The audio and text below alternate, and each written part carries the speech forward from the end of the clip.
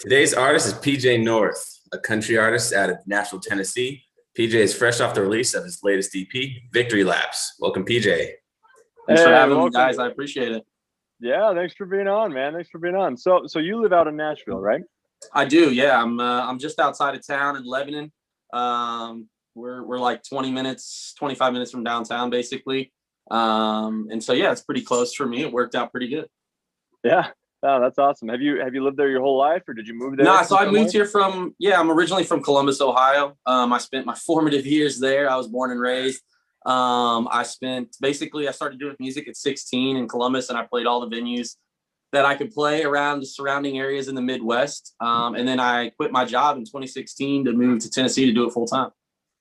Oh man, that's awesome. So how'd you get started in music then? You got started?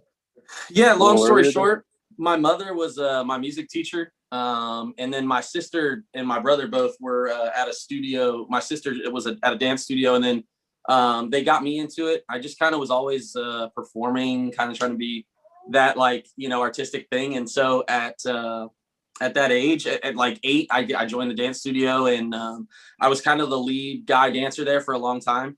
I did that up until I graduated high school. But at that point, I just knew I kind of wanted to be involved. Performing was my favorite thing, being in front of an audience, that type of thing. And so I really started there. Then I started doing music. I really couldn't sing when I was younger, but my dad used to make that joke that I couldn't carry a tune in a bucket, but I wanted to make music some form or fashion. And, as corny as it says, my sister got me into hip hop music. And so I really listened to a ton of hip hop and pop music growing up.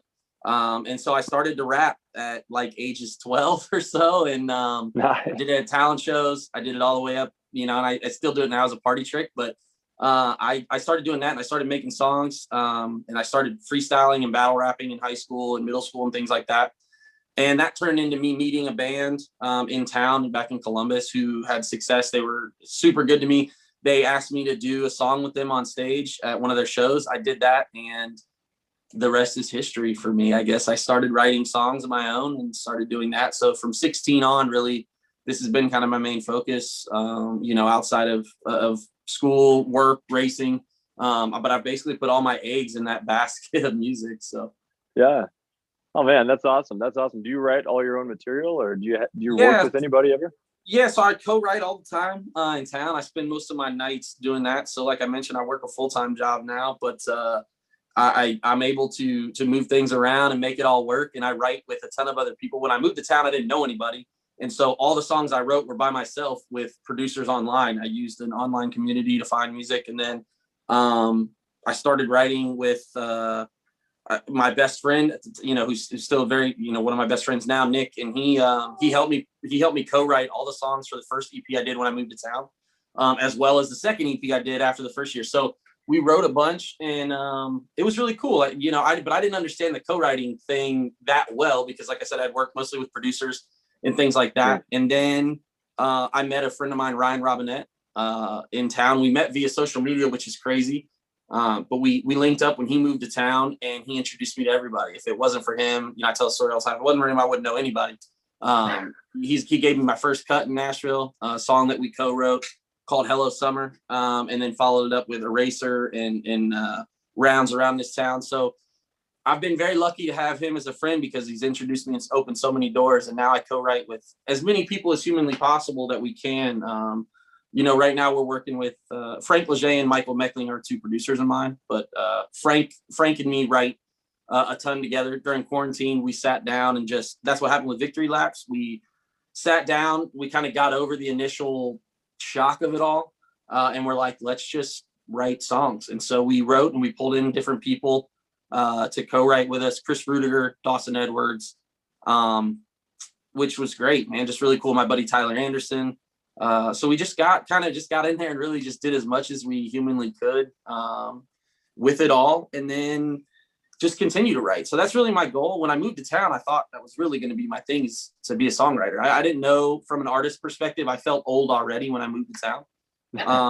But it's like the live music is the only thing that keeps me alive, in my opinion. Like, it makes me feel, it's the only really thing that keeps me going, honestly, from a long time. If it wasn't for my live show, I don't know that I'd still be able to keep doing this, because it's kept me invigorated and enthusiastic about the whole situation. So for me, that's kind of that. Yeah, we write with whomever is in, and now I've spread my circle. It started with a small circle of us, and now that circle's expanded into other circles, which is my favorite part of Nashville, man. It's everybody here is working towards the same goal, which was hard in Columbus, when I grew up, and that's why I mostly did it by myself, because no one was as interested about it as I was. I mean, I spent all my spare time writing songs, booking shows for myself, figuring out the next thing. That's all I wanted to do. And it's just not the same there. Whereas here, it's like everybody's trying to eat from the same pie. So we're all trying to get, and that's, so it's cool. That's my favorite thing about Nashville there. Oh, that's awesome. So yeah, you talked about a little bit how the scene is different out in Columbus. Is it more, I guess, less cohesive out in Columbus than it is in Nashville, or kind of talk about the differences? Yeah, I think in Columbus, the difference is there's a lot of talented people, and they kind of sit together because they've realized that it's those creative people. And Nick was that person for me, man. Like if there were 3 other of us, then we might have had a cohesive thing. But Nick believed so much in what I wanted to do and what I was doing. And there was guys, I had a DJ, Eric Padilla, man, who's a good friend of mine. He DJ'd for me. Brian Riggs, who's a drummer for me. But we all just kind of had this thing, and we were all a little different. And JC Jasnock, who's still a close friend of mine too, we did music together. And for us in Columbus, we all had different ideologies of what we wanted to do. And so we could piece it together at certain times, but we were never really super cohesive around the same goal because we all had different things that we were doing. But in Nashville, it's easier to find a group of people that are like-minded, right? It took me 29 years to find 2 people who believe in me and are able to pull out the sound that I want to make.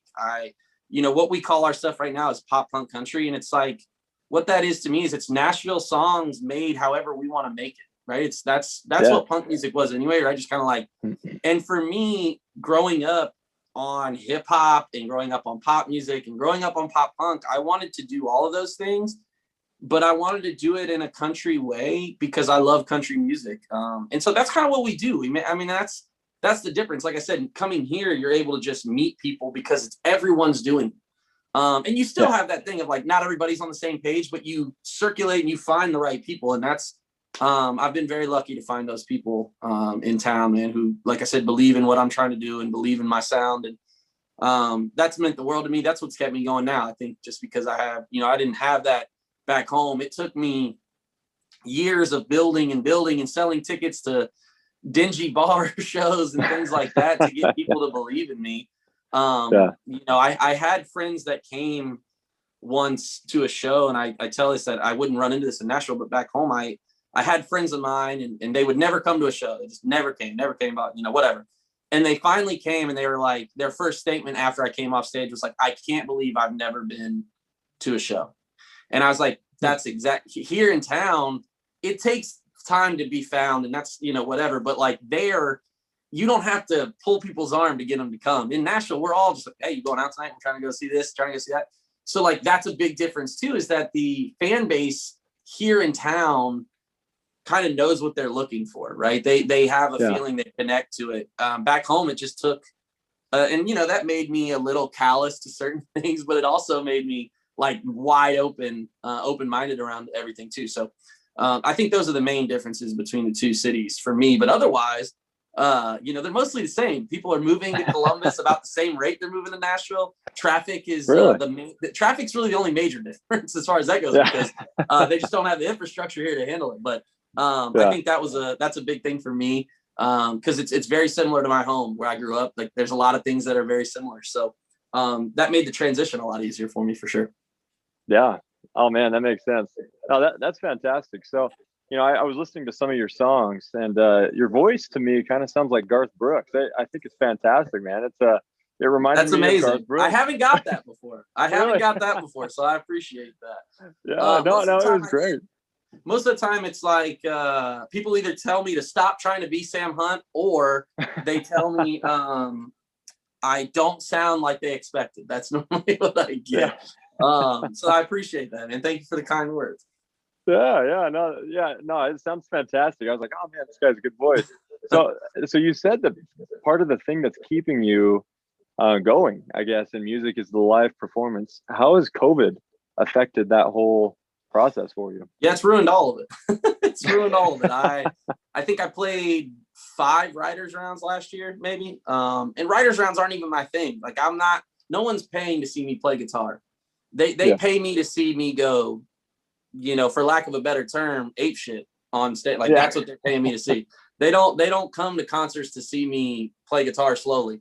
They didn't come to see it's all gas, no brakes with my show. So for me, it really made it very difficult. We all, I think, went through a different phase of it, and we all struggled with different things. But my friends were hit the hardest. My friends were unable to tour. All their tours were canceled. I mean, they lost, all my friends lost hundreds of thousands of dollars between them all, and just everything was canceled. And so for me, it would have been the first time we played, I played 3-4 shows leading up to March.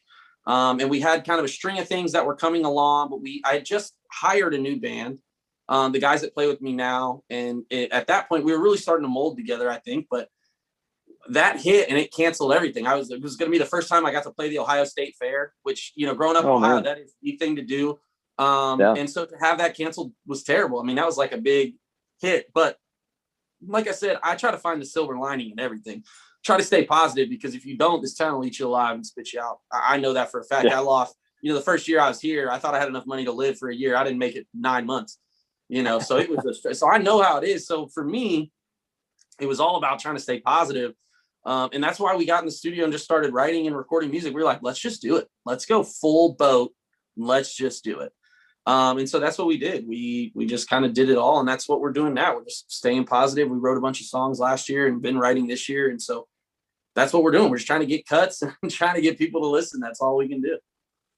And that's awesome. So you kind of have been saving up your material then during this live time. It's hard to say that this will be the first time that I've recorded stuff that people didn't get to hear live, which is crazy for me, because I really think we would have I really think it would have been cool, man. We got to play all the stuff. So I recorded stuff in 2019.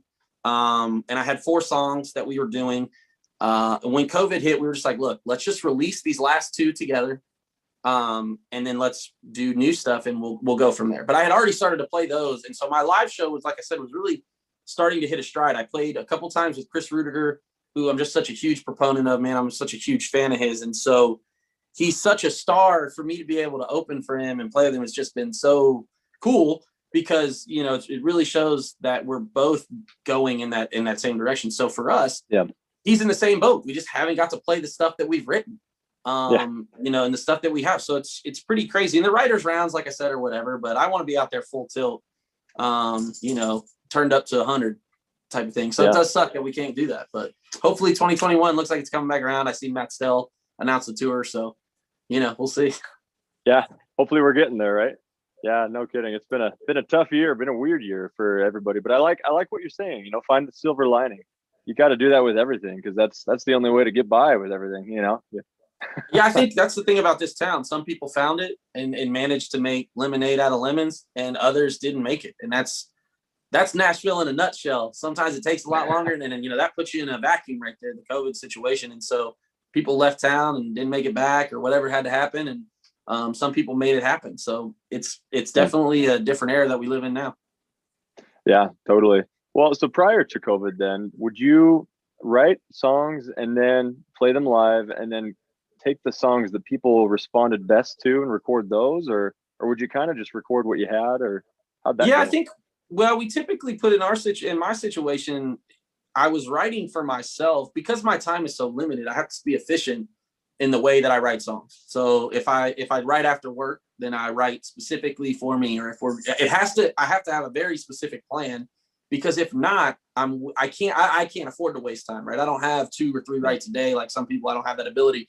And so I had to be, I have to be efficient about that. So we typically go in with the concept, and then, we get a list of songs together, and we're like, all right, which of these do we want to record? Or I'll play one at a writer's round. I'll be like, I mean, people really responded to this one, or I'll post it on Instagram or Twitter or whatever, TikTok, and people really responded to this one. Let's do this one first. And that's how it's worked typically. But for the most part, I just pretty much do whatever I want. That's kind of there is no rules in pop punk country. That's what we look at it. So it's like, for me, I just try to just do whatever. And I think, That's the same thing. I try to focus on that when I write with other people too. If we're writing for them, I try to stay in that same lane. Like, if you wouldn't say this, let's don't write it. I don't want to waste time. I don't want to waste your time. That type of situation. And so it's worked out better that way. I think we get more ironed out things because if people are excited about it in the right, that typically helps us, you know what I mean? From a writer standpoint. So yeah, it shows through. Totally. Absolutely. Yep. Well, so you have, you said you have a single coming out. Is that what you were saying? Yeah. So I just released the rest of my stuff. Yeah. So we just released, the rest of the songs that we did for Victory Lap. So last year we did 7 songs, with counting an interlude, which were really cool. And for me, to tell you, I have to have a visual of the whole project. I'll do sing, and I like the singles because I can visualize that, but I also like to have a big picture, kind of a project as a whole to put really a tie on everything. So I had this idea for Victory Laps, and like I said, we had all these songs, and what we did was basically just release a song every 6 weeks. So we started in July with Turn It Up Some. We followed that up with Saturdays Are for the Boys. And then we followed that up one with LA to Me, which I wrote with Chris Rudiger and Frank Leger, and we were able to also do a music video with that too. So we did that one. Then I followed that up with Beers We Haven't Drank, which I wrote with Dawson Edwards and Frank Leger. And then we took the month of December and January off to release the last 2 songs plus the interlude. So we did a song called Ford, and a song called Lie to Me, both of which, of course, I wrote on as well. So that was really the project. We wanted to have this thing where we could release the whole EP and hopefully be back to playing shows or do whatever. But that's kind of where the project came from. So we released all of that together as kind of a cohesive thing, kind of tying it all together. We released that February 12th, which was really cool to be able to do that. I released a song in 2020 called Afraid of the Dark the same week. So it's cool to kind of keep those in rotation and kind of keep it coming. And, fans start to know what to expect around releases and things like that, which I think is cool. So, but now we're back in the studio, just working on new music. It's one down and just keep treading along, and continue to build momentum on what we've done. We had high hopes for a lot of the songs, and a lot of them have hit really good for me as far as like my growth as an artist. I've seen huge uptick in streams, seen huge uptick in followers on Spotify, saves, which is a huge thing, man. It's like, it's cool if people listen to it once, but like the fact that they're saving it and they listen to it again is really the cool thing for me, especially because I'm such a music person to do that. Like, I used to go to the Best Buy every week, Tuesdays, pick up the new CD, whatever it was. So for people to save it, things like that is really cool for me. So yeah, it's on to the next project right now. Hopefully we'll get to play these songs out. It may just skip right over to the next one and play whatever, but yeah, it's been pretty cool. So we just try to keep on chugging along. That's awesome. So what are your goals as a musician? What do you want to accomplish over the next 10 years, I guess? For me, it's about getting my music to the most people and having them enjoy it the same way I do. My goal in life is to give people the same feeling about my music that I feel when I hear songs that I love. When I started this whole thing about Nashville in like 2013 or so, and I was just trying to figure out where I was going to go with my life, what I wanted to do. And I found Sam Hunt for the first time. I heard his mixtape really before he popped off, which was cool for me because everybody loves to be on the precipice of the next big thing, right? So it was really cool for me. People didn't know who he was at that time. As far as like in Columbus, it wasn't a thing. And I just remember being like, if he can do this, we can do whatever we want. And that's what I want to do. I want to have a legacy of basically just doing whatever we wanted. We didn't care. It was our deal, and people liked that of it. They liked the music, and they get that feeling that when I love a song, I like play it on repeat or whatever it may be. Like, I want people to have that same feeling that I get. Music making me feel whole, for lack of a cornier term. Like, that's the thing that drives me. And so I think that's really what I just want my legacy to be, that people listen to, and I had some effect on town, some lasting effect on people who make music. They're like, yo, my influence is PJ North, or my influence is, the music that he was making, man, like we took that and blended it with what we were doing. And that's a cool thing for me. And of course our goal is always to, get a number one. I just, even if it's not mine, man, I'm such a fan of my friends and their music. I hope that they all, get smash hits, and I love being a part of it. It's not even like there's not a fame thing to me. There's not a money thing to me. I love the thought of my friends like making it off of something we made together is really the dream. For me, I know that sounds like I'm a team player in that sense of like, if I eat, we all eat like that. But if I don't eat, none of us eat. Like that's the type of mentality I have around my friends. And I think, I hope that we get to see a number one sometime, get to go to an ACM party and be like, look, all y'all said we couldn't do it. Look at me now. You know what I mean? Yeah. Oh man, I hope you get there, man. You have a great sound. I think it sounds great. I like your your sound. I like your playing. I agree with the whole team player thing. I think that's essential. You gotta work together with people, and yeah, exactly. So I like to ask all the musicians this. I like to get, I guess, kind of advice for other musicians who might be watching this. What is something that was a big challenge for you, especially with music world, that you hated going through? You didn't see any kind of good coming from it, but looking back in hindsight, you're really glad you had to go through that. Yeah, I would say having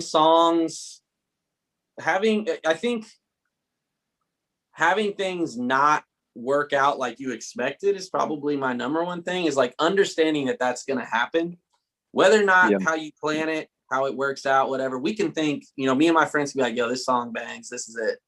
And then it comes out and everyone's like, nah, that ain't it. That's just not the one. And I think for me, going through that in certain situations, we did a song called B-Sides the first time I worked with Frank and Michael together. And I love it, man. The video was fun. I had all these ideas. This is the whole thing, and we did it. And it's not the most popular song for me, but going through that led us to building a relationship together, a friendship together, and building what we now know as our what I do now, pop punk country.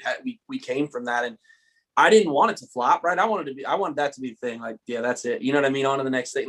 How do we build on that? But that's just part of it. Unfortunately, I think you go through things don't work out, but if you love this, I mean, you got to really love it. It's not like you can't do it for the fame. You can't do it. There's a million pretty people in town. Okay.